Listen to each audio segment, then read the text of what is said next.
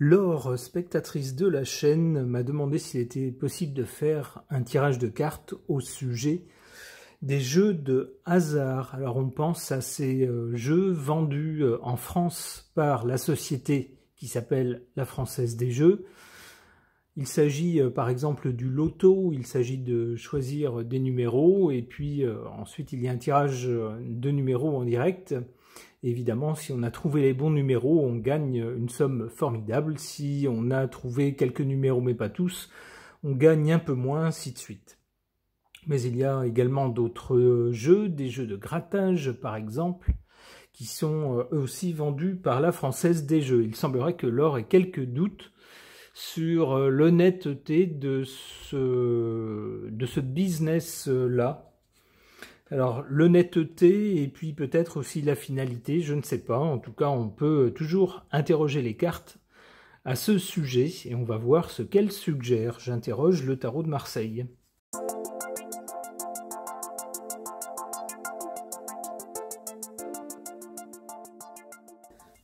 Alors, que suggèrent ces cartes au sujet des jeux de hasard? Du côté du passé, on a cette carte du jugement. Qu'est-ce qu'on y voit? On y voit une sorte d'annonce venue d'en haut, et puis des gens qui se lèvent à cette annonce. On peut y voir sans doute, à partir du moment où les jeux d'argent ont été légalisés et puis devenus officiels, enfin on va dire officiellement commercialisés par cette société, la Française des Jeux, eh bien certaines personnes évidemment ne sont pas insensibles à l'appel du hasard et bien sûr à l'espoir de gagner une grosse somme. Alors il faut rappeler que la Française des Jeux, c'est avant tout une société commerciale qui cherche donc à faire du profit.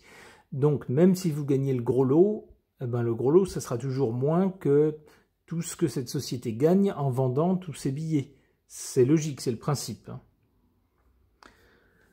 Alors pour le présent, on a cette carte de l'étoile qui nous parle de choses protégées, de choses qui vont bien ou qui vont de mieux en mieux.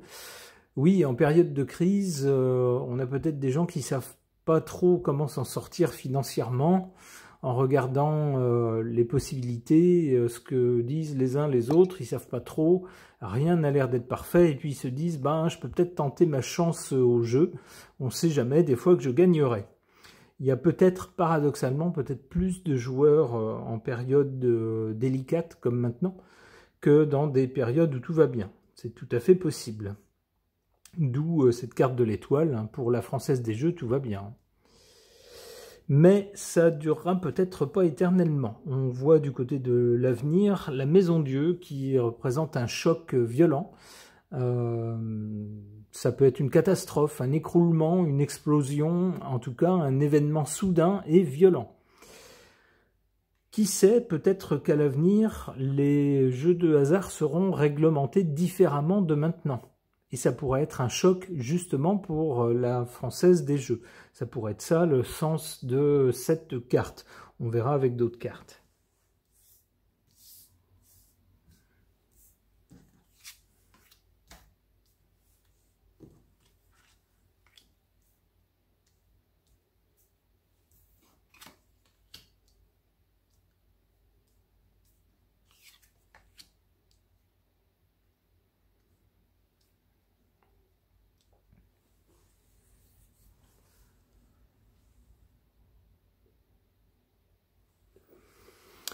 Alors, des cartes étranges en faveur et en défaveur. En carte défavorable ou en carte faible, on a la force. Se pourrait-il que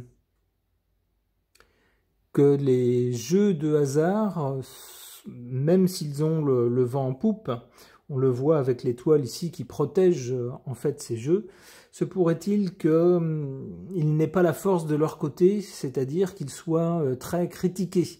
Peut-être pour le côté addictif. On sait que certaines personnes se laisse en quelque sorte hypnotiser, prendre dans un engrenage du jeu et jouer des sommes,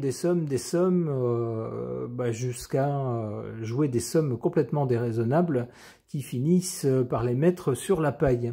Est-ce que ça pourrait être une des critiques qui ferait que ces jeux n'ont, même s'ils ont du succès, d'un point de vue moral, ils ne sont pas toujours considérés d'un œil très favorable? Ça pourrait être ça.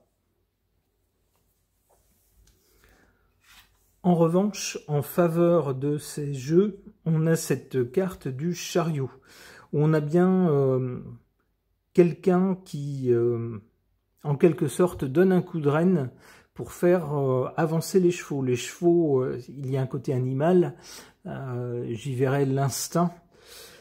Ces jeux jouent justement sur notre instinct de jeu, le côté... on ne sait pas ce qu'on va trouver, mais si ça se trouve, on peut gagner, le côté excitant, qui court-circuite un peu le côté raisonnable, le côté policé des personnes qui se disent « Ah ben non, statistiquement parlant, si j'ai gagné une fois, j'ai très peu de chances de gagner d'autres fois.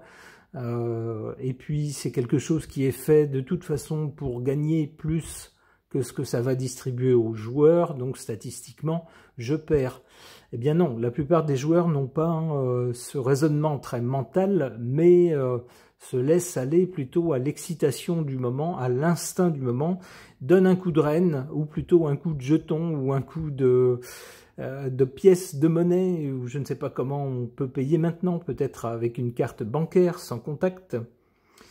Et puis, hop, on y va, on tente le coup, et puis si on a perdu, on retente une deuxième fois, d'autant plus que souvent, c'est pas des grosses sommes au départ.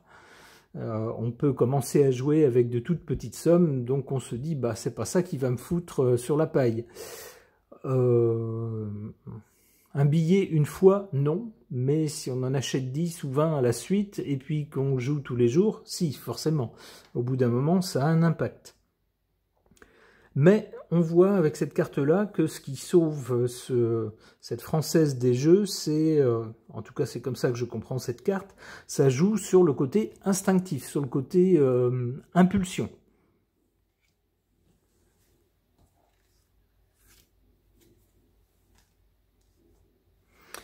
Alors, du côté de l'avenir, quelque chose explose ou s'écroule ou est violemment secoué. Et on a à côté le soleil qui nous parle de choses visibles. Se pourrait-il que la Française des Jeux soit secouée par des révélations?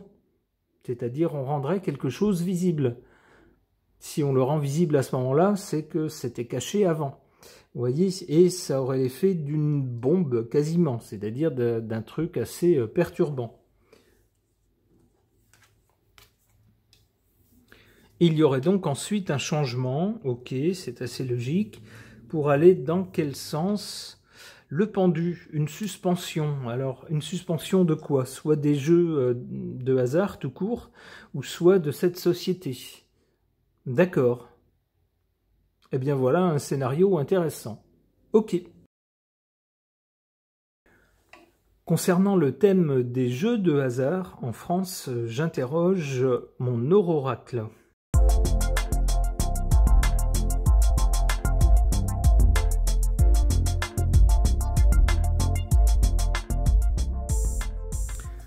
Que suggèrent ces cartes concernant les jeux de hasard? Du côté du passé, on a cette carte de la sécurité et de la protection. Il semble que dans le passé, alors peut-être plus que maintenant, puisque cette carte est du côté du passé, les conditions de la commercialisation des jeux de hasard étaient peut-être plus sécurisées, plus protégées que maintenant. Alors on peut voir comme différence entre autrefois et maintenant le développement de l'espace virtuel, d'Internet. Évidemment, avec Internet, on peut également se livrer à des jeux en ligne et il y a peut-être matière à dépenser beaucoup d'argent, au-delà sans doute de limites raisonnables. Donc cette carte tendrait à nous dire que jadis, c'était peut-être plus facile de se rendre compte d'un moment où on allait au-delà du raisonnable et d'arrêter. Peut-être de contrôler un peu les choses, de cadrer un peu les choses avec les jeux de hasard. Si c'est moins le cas maintenant, ce que suggère cette carte, puisqu'elle est du côté du passé, donc on pourrait dire que maintenant c'est moins sécurisé, on trouve fort logiquement le besoin de faire la police ici. On a cette carte de la police, c'est-à-dire que il faut réglementer un peu tout ça sans doute, avertir les gens que ce n'est pas sans risque, et peut-être mettre des garde-fous. Peut-être sur les limites à dépenser avec les cartes bancaires en ligne ou ce genre de choses. En tout cas, avec la police, j'y verrais une façon d'essayer de réguler les choses, de cadrer les choses. Cela dit, dans un avenir proche, on n'a pas une belle carte puisqu'on a la carte des ténèbres de la nuit. Donc, on aurait plutôt peut-être des choses cachées. Ça pourrait être ça. Ça pourrait être aussi des jeux de hasard qui s'engouffrent dans un puits sans fond, c'est-à-dire où une porte est ouverte et puis finalement on peut faire n'importe quoi au détriment de certains joueurs qui n'ont pas la volonté nécessaire pour se mettre des limites et s'arrêter à temps. Et du coup plonge dans un gouffre financier, ça pourrait être ça aussi. En tout cas, la carte n'est pas du tout rassurante pour l'avenir proche.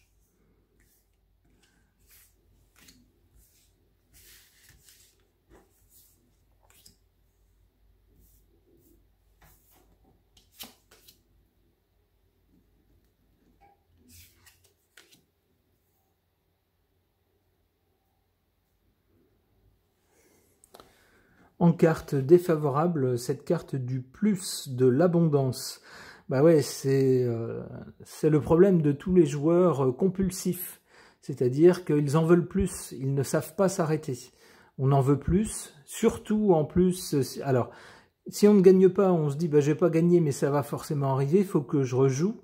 Et si on gagne un peu, on se dit « ouais, j'ai de la chance aujourd'hui, il faut que je rejoue, je vais certainement gagner à nouveau ». Donc d'une façon ou d'une autre, on ne sait pas s'arrêter. Il en faut toujours plus, et puis c'est le début d'un engrenage pas très sympa.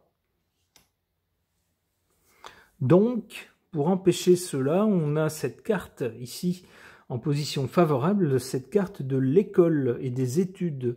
Il faut apprendre. C'est comme ça que je comprends cette carte. Il faut apprendre à maîtriser son instinct de jeu, par exemple, maîtriser son attrait pour le point d'interrogation qui se cache derrière un billet à gratter, par exemple, et derrière l'instinct de jeu, l'excitation du jeu, il faut apprendre à maîtriser cela pour ne pas se laisser entraîner trop loin. C'est comme ça que je comprends cette carte.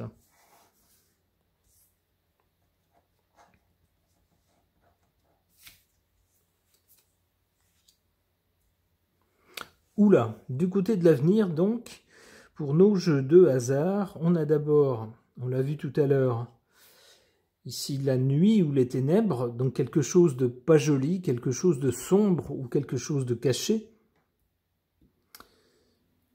Et cette carte du conflit, de l'agression ou de l'affrontement. Il se pourrait qu'il y ait une bataille ou un conflit au sujet de quelque chose de caché. Alors là, ça rejoindrait plus ou moins le tirage précédent. Ça nous parlerait de cette société, la Française des Jeux, ou peut-être d'autres sociétés, je ne sais pas s'il y en a d'autres, qui commercialisent des jeux, mais apparemment il y aurait des choses pas claires, c'est le moins qu'on puisse dire, avec la carte des ténèbres, et puis ça serait l'occasion d'un conflit. Mais encore... On retrouve la carte des pulsions et des instincts. Tiens, tiens, tiens. Est-ce qu'on aurait des sociétés qui sciemment chercheraient à exploiter au-delà de toute moralité et de toute raison les faiblesses des instincts humains? Ça serait peut-être ça, l'idée. Ça serait le côté sombre de ces sociétés qui ne proposeraient pas juste un divertissement, mais saurait sciemment comment appuyer sur nos points faibles. Et on a une carte du silence à côté de ça. Peut-être qu'il y a des choses qu'on ne saura pas, qui affleureront dans les actualités, un conflit au sujet de ces choses-là, mais qu'on n'ira pas plus loin. On fera silence sur le sujet, ou peut-être sur le fond du sujet. Alors, c'est pas bien compliqué de comprendre pourquoi. Les jeux d'argent, ça rapporte beaucoup à notre gouvernement. Or, notre gouvernement cherche de l'argent de façon dramatique en ce moment, partout où il peut, donc c'est certainement pas le moment de, de limiter les jeux de hasard qui rapportent tant. Allez, une dernière carte. Ah bah, voyez-vous, je vous en parlais à l'instant de l'argent. Eh bien, le voilà. Bon, bah, je pense que j'étais sur la bonne ligne. Il y aura des choses... alors, si je récapitule le déroulé de ce scénario, il y aura des choses sombres qui donnera lieu à une espèce de bataille concernant ces sociétés et les jeux de hasard qui vont avec, les jeux de hasard qui sont commercialisés. Peut-être quelque chose de sombre nous disant que ces sociétés font exprès d'appuyer sur les faiblesses de certaines personnes, la faiblesse de leurs instincts, ou leur faiblesse à maîtriser leurs instincts. Donc c'est pas juste on commercialise des jeux et puis après vous faites ce que vous voulez, on n'est pas responsable, mais c'est on étudie comment faire pour exploiter vos instincts. Mais silence sur le sujet puisque ça rapporte beaucoup d'argent. Voilà. Ce tirage de cartes est maintenant terminé. Merci de l'avoir suivi.